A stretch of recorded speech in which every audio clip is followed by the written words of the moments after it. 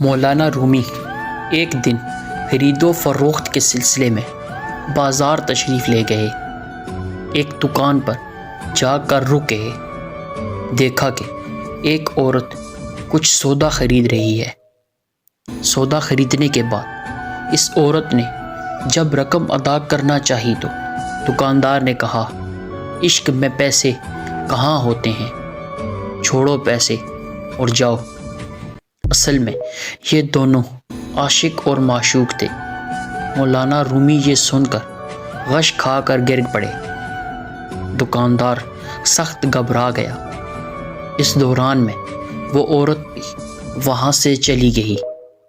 خاصی دیر بعد جب مولانا رومی کو ہوش آیا تو دکاندار نے پوچھا، مولانا آپ کیوں بے ہوش ہوئے؟